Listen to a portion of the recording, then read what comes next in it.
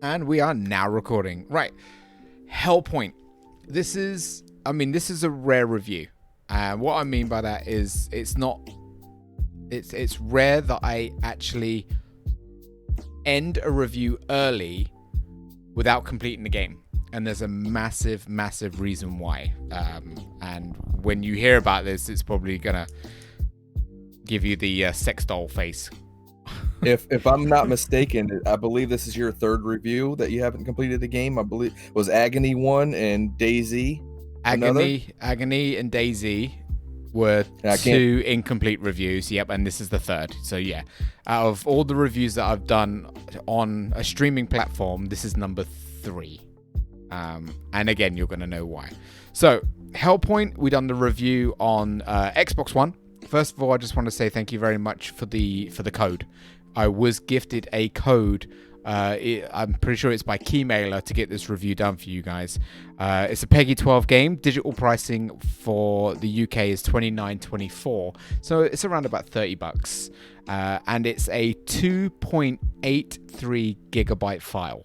It is very, very small, and that's something that we spoke about quite heavily during our review, that the size of the game did not match the data that's stored on your hard drive at all. It took us by surprise.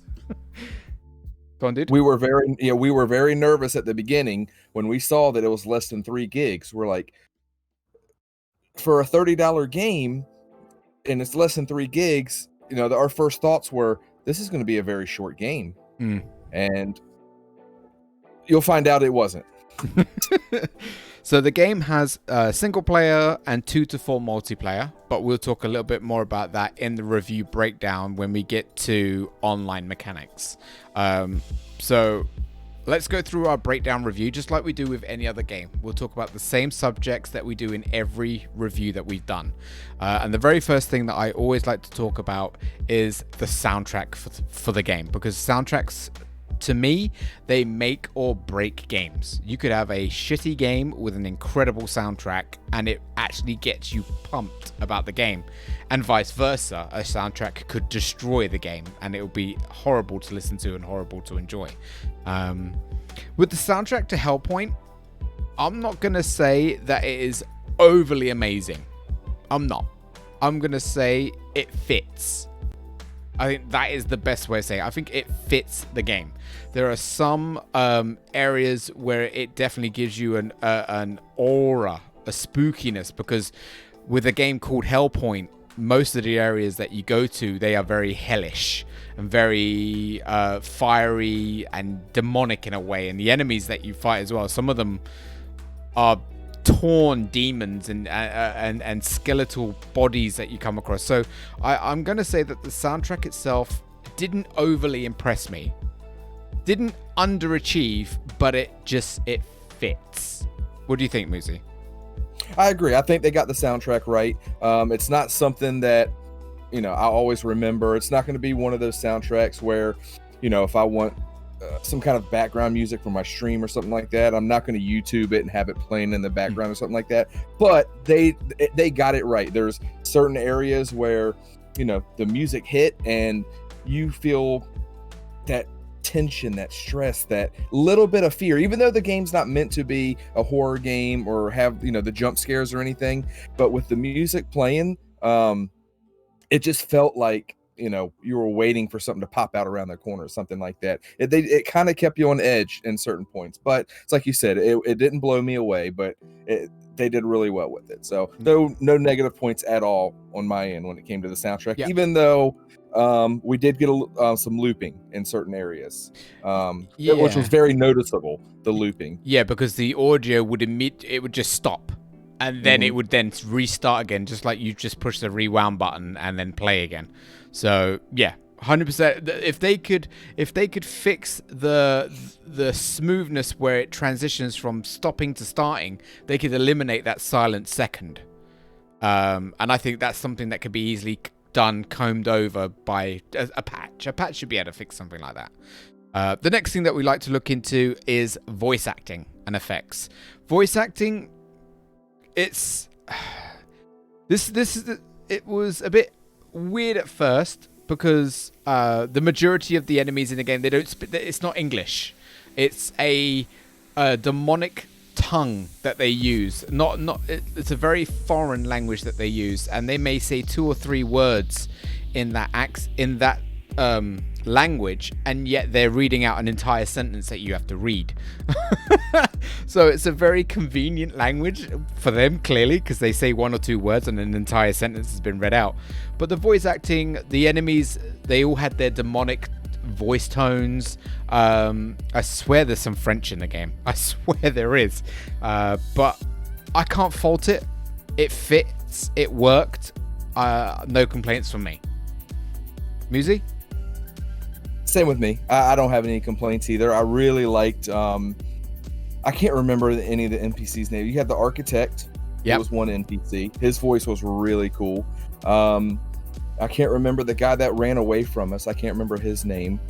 He had a really cool voice too, but just like with the soundtrack, it's nothing memorable, but it worked for this game. Yeah. They got it right. They had a theme for this game, like you said, the demonic theme, and they got the voice acting right with those characters. Now, it's like what I didn't like though.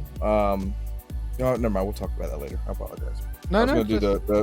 Well, you got the close or the captions that come up, and mine bugged out on me a lot. Okay, no, that's fine. So so mine would either it would shift different sides of the screen and stuff like that, but that has nothing to do with the voice acting. Okay, that's why I said I'll talk about that one later. So the next thing that we look into is a big thing that a lot of people do look at within video games. How you doing, Willie, by the way? I'm not ignoring you, buddy. Graphics. Now, with a game being 2.83 gigabyte graphics, I would have thought, this game isn't going to look as glorious as we'd want it to. But I was actually very surprised. Because there are so many areas that you get to visit, there are so many enemies that you get to fight and bosses that you get to fight, I was actually surprised the game looked as good as it did under a 2.83 gig file. Now, I'm not saying that it was faultless, because there were a lot of graphical glitches, there were a lot of texture glitches, there were lazy graphics missing, and there were some bland graphics in some of the areas that we visited. But for a game that was under 3 gig, I was surprised at how good the game looked. Moozy? Oh, I agree. I remember one of the biggest things I remember was the very beginning of the game, when you were essentially born or created. You go walk up a set of stairs, you open up this big massive shutter to show you the world outside, the space and everything outside, and you saw those neon blue like whales. I don't know if they were some kind of fish. They were just glowing out there, and they swim right by you. And it's just like you said, for a game that's under 3 gigs, there were just so many things that blew you away graphically when you got to do your spacewalks, and you got to look around the whole entire station that you're in. It's amazing. We kept talking about it the entire time we played this. We couldn't believe that this game was under 3 gigs. Now, you'll notice when you go to different areas, and there's a lot of areas in this game, there's a lot of reskins when it comes to, certain enemies are reskinned. Yeah. A lot of the textures are reskinned. So, like I said, it was under 3 gigs, so you're kind of expecting that. But still, that was a lot for under 3 gigs that we got. You encountered a lot of empty textures when you were playing in your game in a certain area, where it felt like the developers just didn't bother filling in that space with any textures or any graphics or whatsoever. And this is something that we hate. We hate when this happens, and it happens in quite a lot of games. And one that comes to mind is Alien Colonial Marines, where there are just big black squares in spaces that could have had graphical textures to it. And I've got to admit, stuff like that I am disappointed with, because you put so much effort into everything else, and then you get lazy with stuff like that and just go, nah, I can't be bothered, let's just do a black rectangle or a black square over that texture. And that's something that developers really need to shake and stop doing stuff like that. Even if you use it as a respawning mob area, put something in front of the black square that has texture to hide the square. Like a cloth or a fabric or something. Just do something. Don't just put a black square and be done with it. That's just me, and that's where I draw the line at acceptable to lazy, and I just think they could have done better at that point. The next thing I want to talk about is character model design, glitches, and bugs. So, first of all, character model design. The glitches and bugs, we're going to have fun with that one. But character model designs, just like with, because it is a Souls type game, like Dark Souls, Bloodborne, there are so many games now that are Souls related itself. There is a lot of NPCs that you come by. There are armor suits that you can wear, each armor suit having its own different characteristics and design. And I've got to say, with the amount of armor that I picked up in my first playthrough, I was surprised that they had a large variety of loot. I was also surprised that you could pick up blueprints that enabled you to repair broken armor sets to give them a brand new design frame and coloring. And you know what? In terms of model design, I can't fault the game in any way. I thought the game had a vast variety of armor tiers, design tiers, weapon tiers, from small daggers to massive maces. They did so much work into making everything look unique, and this also applied to the character model design as well. You ran into NPCs that all looked unique. None of them looked the same. But when it came down to enemies, yes, we saw, as you said earlier on, we saw some reskins as well. But in terms of character model designs, I liked the initial look of the player, the main character that you use, even without any armor on. They did look very... you said it during the first day of us playing it. They look like those guys from the newer Alien movies. The bald guys. Oh, the Prometheus? Yeah. Yeah. There was a Prometheus vibe look in your main character. Even up close when he's got like pure black eyes. It was very, very, very freaky. But I can't really fault anything character model design wise. What about you? No, I agree. I mean, are you considering like enemies and bosses and stuff like that too when you're talking about design? Yeah, the design in the bosses. I mean, that fiery boss, he looked awesome. He looked really cool. Yeah, I thought all the bosses we fought were... I mean, we kept making little jabs at the game saying, oh, you belong in Doom and you belong in this game. But they were all, pretty unique. I enjoyed, all the different enemy types that we got. But it's like other things we talked about, like the music and stuff like that. Nothing really stood out where we'll remember it. Maybe the Puppet Master, he'll probably be the one that stands out the most. But I think he frustrated us the most. Yeah, he was the biggest as well. From what I can remember, he was the biggest boss. And I mean, they were big bosses too. They were, they went all out with these bosses. Yeah, the Puppet Master was giant. Your Flame Boy, like Uthos, I think that was his name, was pretty massive. And then one of the end bosses that you fought that bugged out on you. The one that was floating, the one that was. Oh my god! So this is moving us straight into the glitches and bugs within the actual game itself, and I did say that this is a incomplete review, meaning that the review is ending before the game is completed, and the reason for that is because on Monday gone. Me and Moozy were running around just trying to find all the nooks and the crannies, all the small bits that we just missed, the little insufficient items that didn't mean I need to, waste time on stream for you guys. And I entered a chamber full of guys, and that was in one of my last streams as well of the game. And they said that I could respawn bosses that I had previously defeated, and that got me excited. I was like, oh wicked, I could do some more boss fights for the stream. So I decided to go ahead and respawn the 3 bosses that I had killed back into the game. They're gods. The gods back into the game. And while exploring, I needed to get to an area that Moozy was in, and he said to teleport to this one, you'll be close to where you need to go. And that just happened to throw me directly into the Uthos, that's his name? Uthos? I believe that's his name, yes. Yeah, the fire god. It threw me right into his boss room. What I didn't realize is it hard locked me in that room, which basically means the game broke and prevented me from leaving that room. The boss fight did not engage. He was stuck in his chair, and the crystal would not walk me out. Now, a soft lock happens in a game where you can get around it.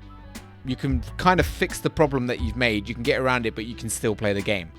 When a hard lock happens in a game, it breaks the game so badly that you can't progress in the game ever again. That's it. You're completely screwed. So my 27-hour gameplay is now lost and wasted because I can't leave that boss room. It's a very small circular arena room, and it's locked me in that room, and I cannot leave that room ever again. We did some research, myself, Moozy, and Kasumi, and we found that this is a bug that is known, which kind of angers me a lot. Because I have wasted 27 hours in a game I can't do nothing with.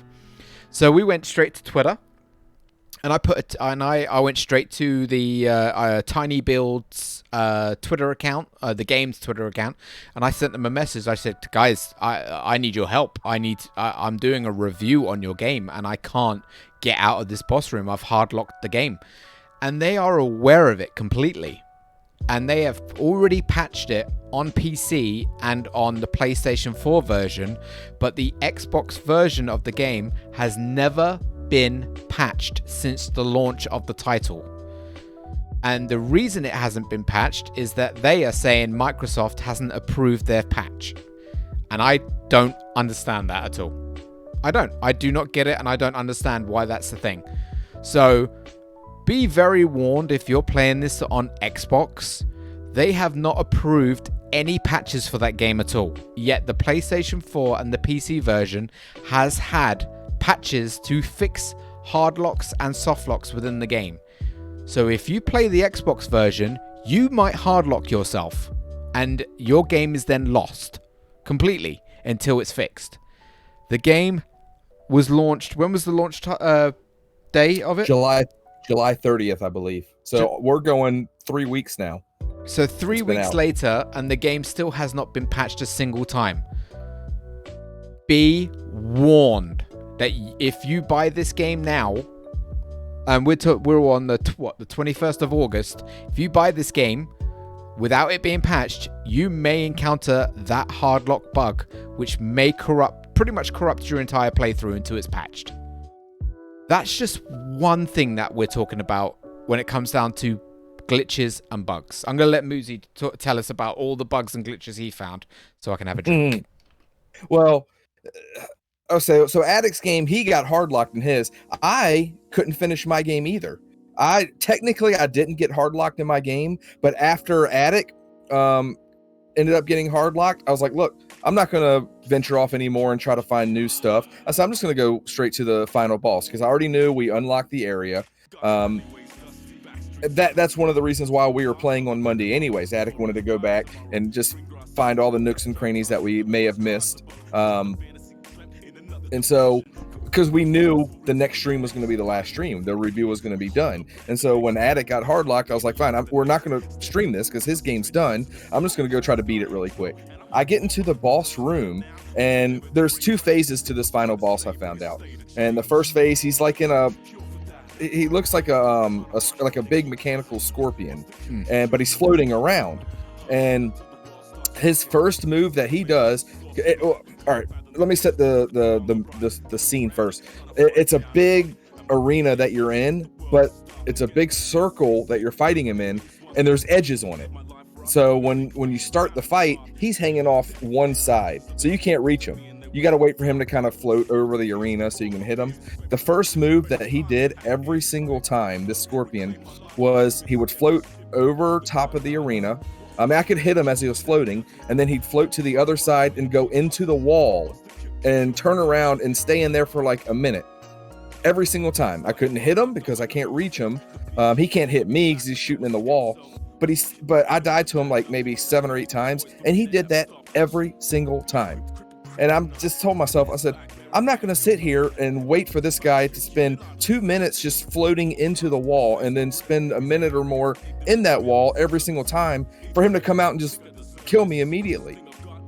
And it was just that loop over and over and over again every single time. So I shut it off. I said, I'm done with this. So like I said, it wasn't a hard lock. I could technically have beaten that boss, but I wasn't going to go through that 3 or 4 minute waiting every single time I fought the boss. The boss should not have been clipping in that texture at all. Yeah, he was literally, I mean, Attic saw it. He was going into the wall, yeah, and you couldn't see him anymore. You can hear him shooting back there, and little tiny parts would poke out every now and then, but I could not attack him. It was really bad.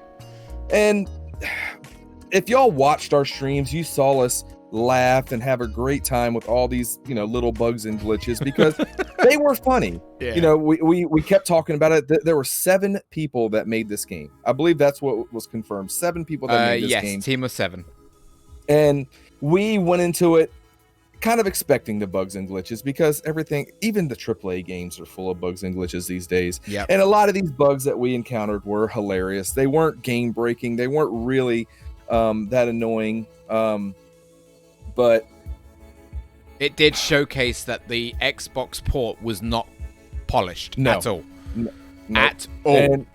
And the whole entire time I kept telling Attic, I'm going to do a second playthrough of this game because I got a key from GFox and on PC, and I wanted to compare Xbox and PC.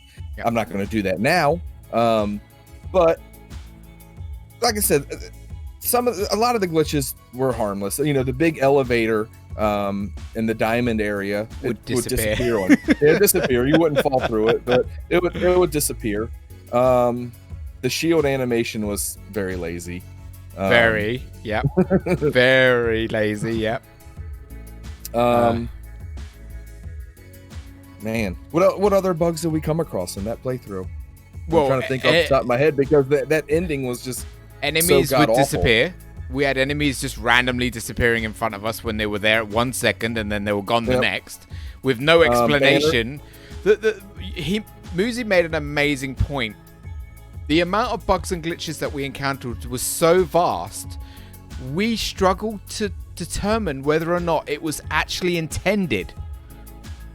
So we didn't know if what was happening was supposed to happen or if it was a break in the game and it was hilarious.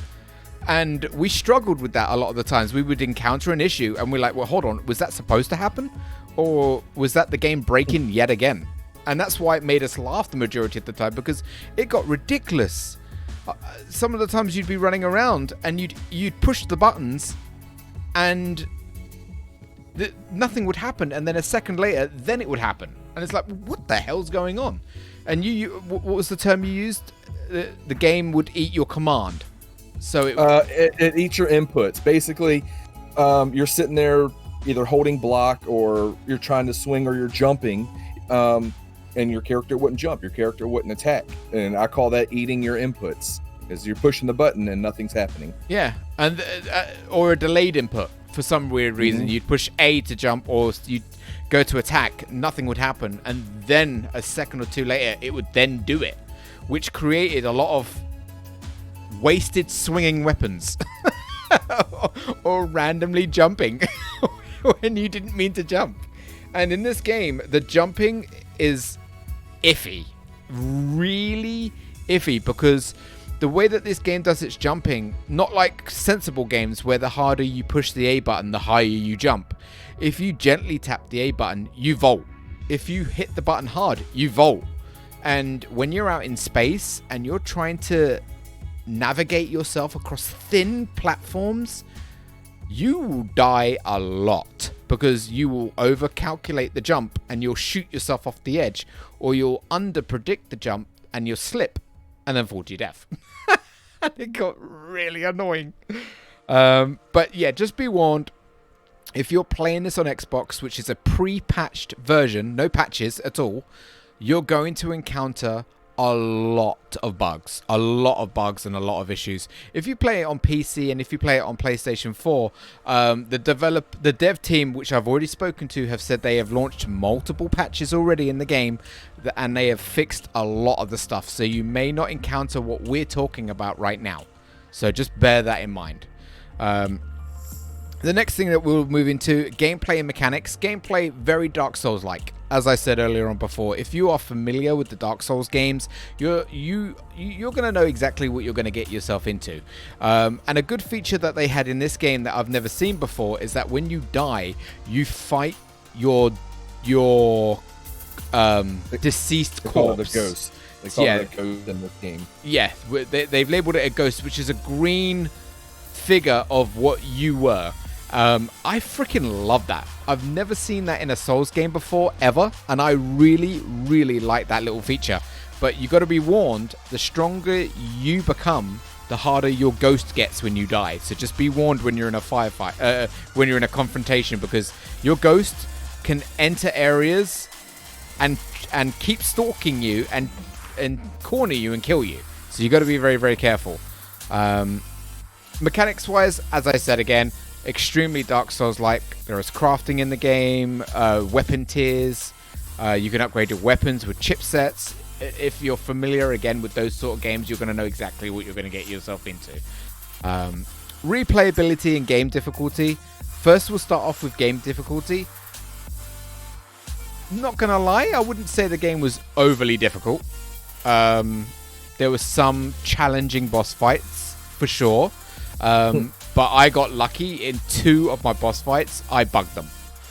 In the very first boss fight, when I was fighting against the puppeteer, I healed at the exact second he one-shotted me, and I became immortal from that second on in that boss room. He couldn't kill me. I stood there with no health, and every attack he did didn't kill me. So I was able to kill him easy mode. And then 2 bosses after that, I fight the floating god, who, you know, he's like Gundy or like Delsum with his crossed legs. I went into the fight. He hit me once, and then he froze. And then I went behind him, and I attacked him over and over and over and over and over and over, and I killed him. Again, bugging the boss. It was unreal how I kept getting these boss bugs, and Moozy wasn't getting them. He had to endure the fight and do it the proper way. So, good on him. But would I say the game is difficult? I think some of the boss fights are far difficult than the area that they're in my opinion. But I wouldn't say the game is overly difficult. What about you, dude? I agree. If you're familiar with the Souls franchise and you played them enough, this game shouldn't be too challenging for you. It's a very simplified Souls-like game. The weapon art isn't really there. You know, you just got your basic swing, you got your heavy swing, you got like a jump attack. I mean, they do add the jump element, which most Souls games don't have, and you will use it a lot in this game. But yeah, it's a very simplistic Souls-like combat style. A couple of the bosses were pretty challenging, but yeah, it wasn't overly difficult. There was never a point where I felt like I was stuck on a boss or it was just too overwhelming for me. So the combat was fine. The upgrade system, pretty straightforward as well. Yeah. In terms of replayability, I feel the game definitely has replayability because, like all Souls games, there are multiple endings, multiple paths to take. But not only that, a lot of the, for example, the weapons, they all have their own unique abilities. They have an experience bar that you have to fill up, and when it goes past a certain point, your weapon learns something new, and there's a massive array of weapons. So there's a lot of replayability in the weapon system alone, because you might want to try out all the different weapons and find out what abilities they all have, what they can do, and how OP they can get. So I feel this game has a ton of replayability in it, as long as it's fixed and it works. And it's not broken. And also, one thing that me and Attic both didn't do, because he went with his dexterity build, so he was, Speedy Gonzalez. I went with strength, so I was Mr. Tank. They have magic in this game, and we saw a little bit of it out there, and so that's what I wanted to do on my second playthrough. They have the 2 stats. You have, what was it, Conjuring and Foresight, or Cognitive, something. Cognitive and Foresight, yeah, I think it was the 2, yeah. And my next playthrough, I was going to level those 2 up and be and they had ranged. They also had guns in the game, which uses the energy bar along with your magic, which also uses the energy bar. I do find that you get the staffs later in the game, though, don't you? A lot of the magic staff weapons are all later in the game compared to earlier on. Without trying to spoil too much, I mean, there were so many different paths you could have taken. Yeah, you maybe could have gotten one earlier than we did. Maybe we took a different path. So okay. Stats building and customization. Stats building, it's like a Souls game. Go around, kill enemies, collect, what was their currency again? Axions? Axions. Yep, Axions. So Axions in this game are basically like absorbed souls or blood echoes in Bloodborne. Go around, kill enemies, take those back, and then you can upgrade individual stats to make your character OP in one area. But just bear in mind, don't spread your stats across everything, because you're going to make yourself average across the board, which will make you weaker at certain things. So if you're going with a strength build, get your strength up. If you're going with dexterity, I think it's reflex, to get reflex up. Then you've got magic again, which is what Moozy said, which is cognitive and foresight. I believe that's for guns, maybe. Yeah, so there's a lot of stats in this game, weapon stats, armor stats, and character stats that you need to work together on. But again, if you are a Dark Souls player or a Souls fan, you know how to do it all, and you'll be good to go. Story, if applicable.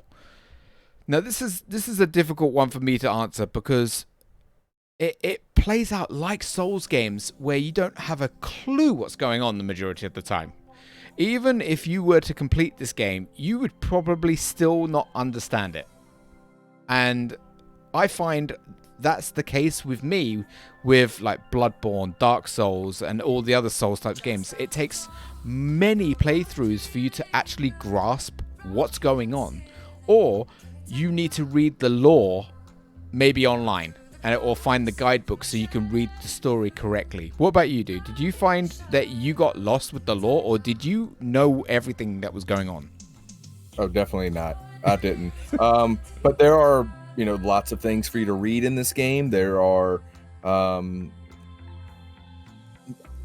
mind cubes, I believe, are what they were called. Yep. That you put into a machine, and you would talk to whichever person's cube that you picked up. And that was giving you a little bit of story, what was going on in the ship, without trying to say too much. But no, I'm with you. We had a really hard time trying to put the pieces to the story together. Maybe that was intentional. Maybe, some of it's supposed to be interpreted. Like, what the hell happened on this ship with these people? Yeah. You go into people's rooms, and there's these letters there, and they're talking about, some people are talking about killing themselves and stuff like that.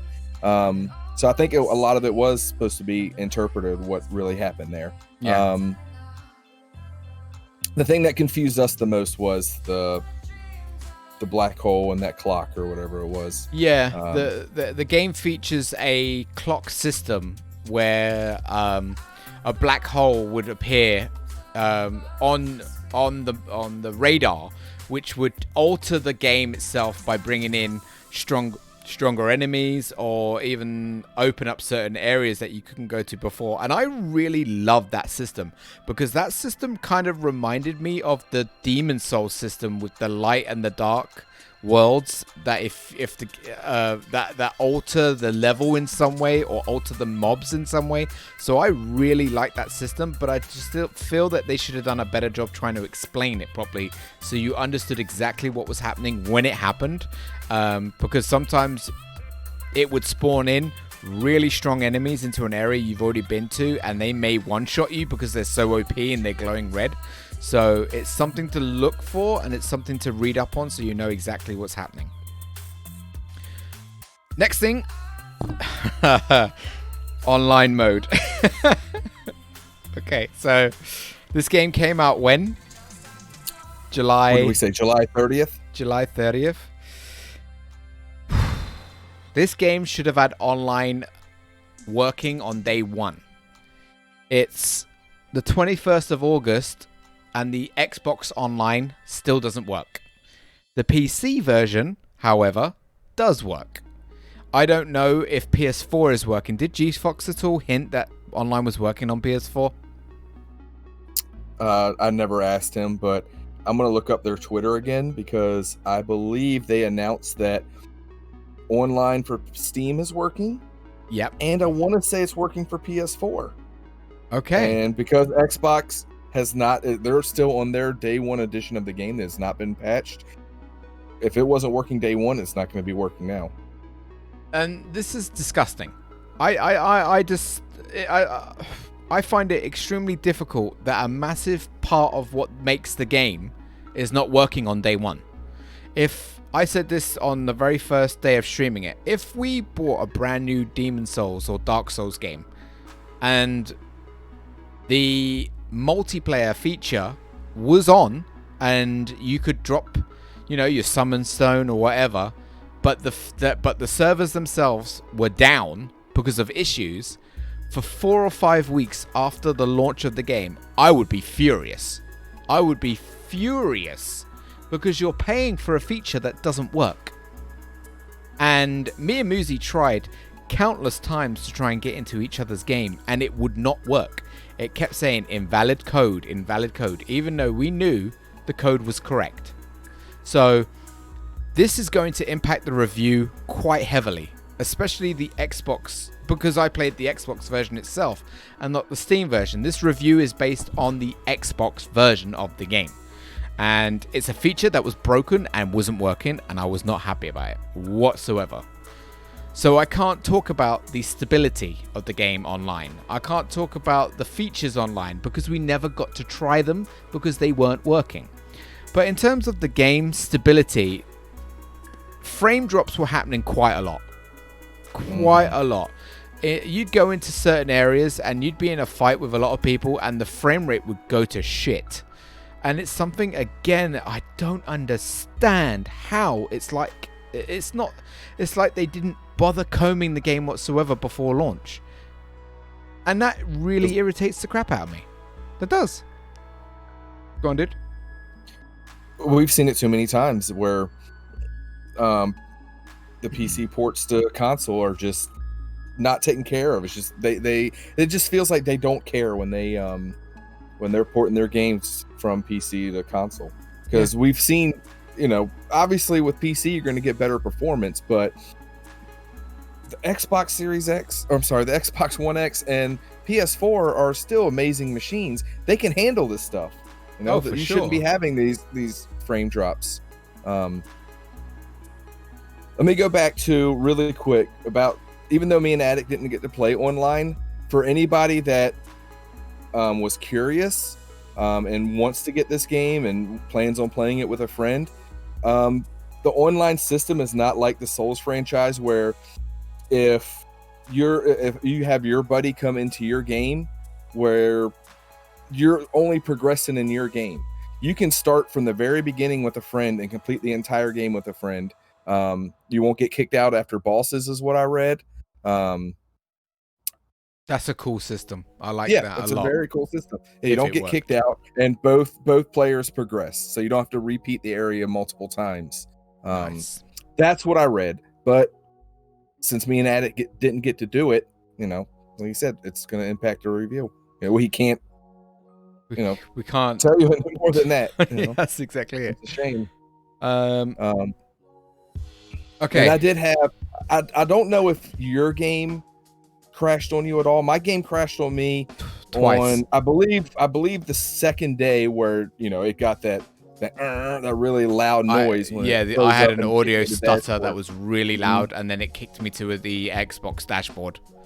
And then also it happened to me once, and I believe it happened to you twice, where your character would just freeze. The camera wouldn't freeze, but your character would freeze, forcing you to, reset the game too. Yeah, you had to exit. I don't know. Everything else was moving except your character. You could go into your menus, you could change your clothing, you could change your weapons, but your character was frozen on the spot and wouldn't move. And the only way to fix that was I had to shut the game down and then reload the game again. And it's just, again, console ports not getting the attention that they deserve and not getting polished and combed over before the launch. There's no excuse. There is no excuse whatsoever. If you're selling something for money, that product should be the best it can be. And for the Xbox edition, it is dreadful, in a terrible state. And I'm very disappointed, because it's something that I really wanted to enjoy. A Souls game that's based with hellish themes, that sounds amazing if it works, which it don't. So the last thing that we need to talk about is the purchase price, digital price, and value of content. Now, this is going to be very hard to answer. Are we happy with, first of all, the purchase price? The game being 30 quid. Does the game fit a 30 quid sort of criteria? And I do, yes, I do. For £30, I got 27 plus hours of content in that game, and I wasn't finished. So I feel there is definitely value for content there, 100%. Under 3 gigs. Under 3 gigs as well, yeah. And with all the replayability that you can do. So is value of content there, in my opinion? Yes, it is. 100%. And I'm sure you agree. Oh, 100% agree. We talked about it a lot while we were streaming this, that we were having a blast with the game, you know, with all its faults, with all the bugs, with all the crashes and everything, up until you got hard locked. We didn't want to put the game down. There was nights where I'm laying in bed, Attic was still streaming, just finishing up little things. And I said, I didn't want to come off, but I was just so tired and I had work the next day. But the game, it just sucks you in. You know, It's a lot of fun. So yeah, it's definitely worth the purchase price, in my opinion, as well. I mean, to give you a comparison, Dark Souls Remaster is 7.1 gig large. Dark Souls 2 is 12.1 gig large. And Dark Souls 3 is 19.5 gig large. This game is 2.83. That's 3 times smaller than Dark Souls Remaster alone. And it had so much content in it. And all that replayability that you can do as well. It's got so much that you can do. It just needs fixing because it's so broken on Xbox. It really is.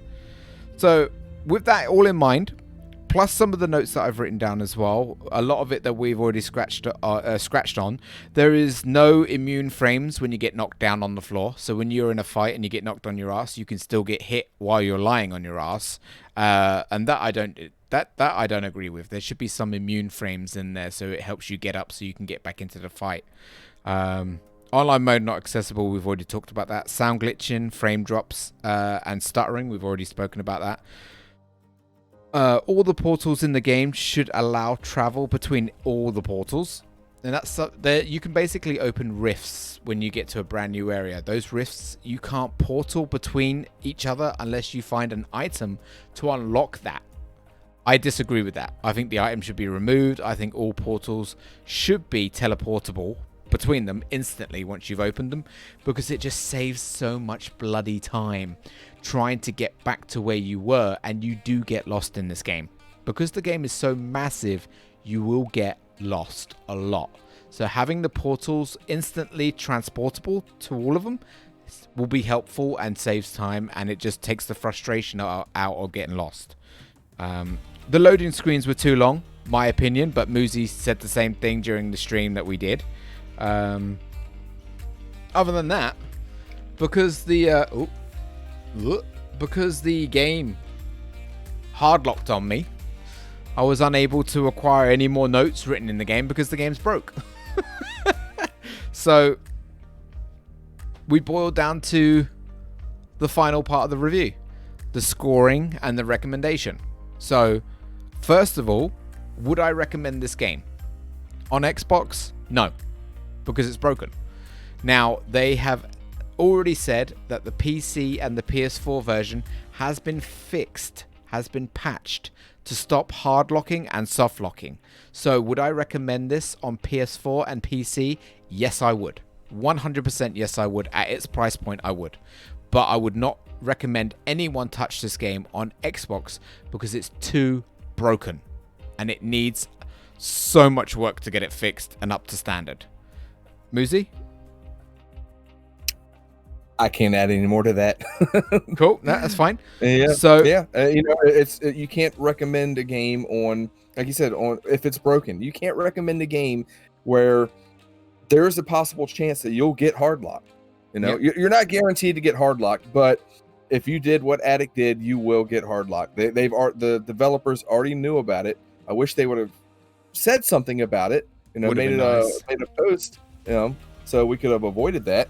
But we can't recommend it if that there's a possibility of that happening to you. Because that's going to reflect really bad on Attic if he did that. I mean, I don't like talking bad about games, especially when I get given a code to review it.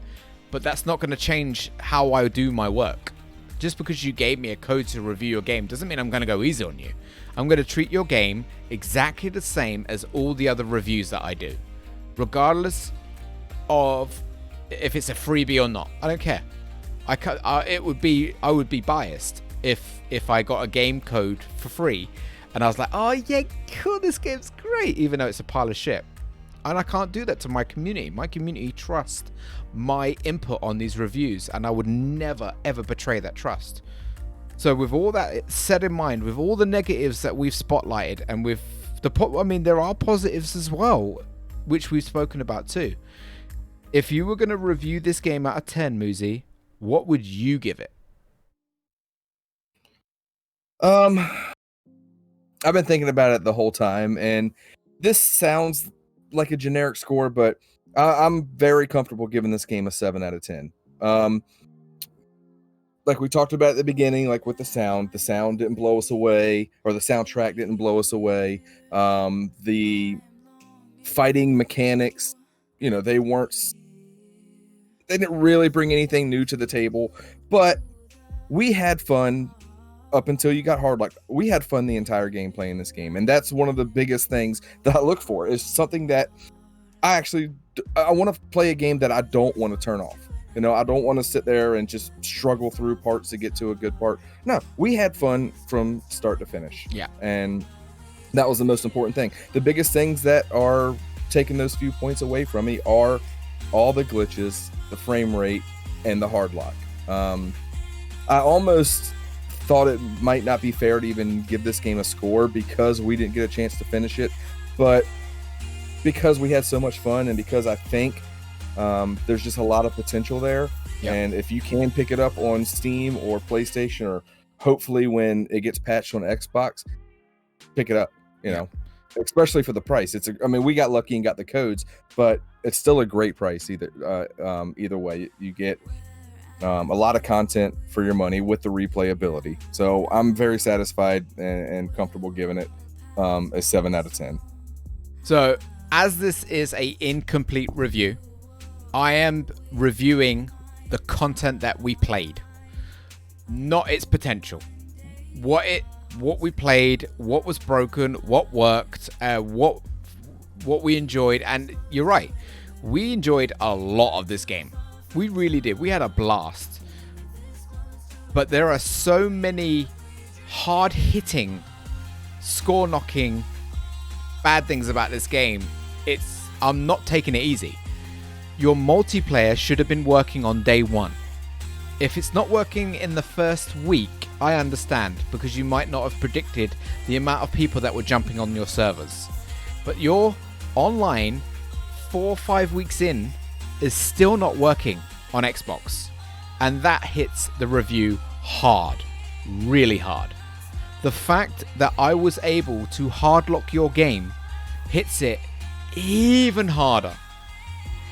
There were so many issues with the game in terms of glitches and bugs. The game was not polished in any way.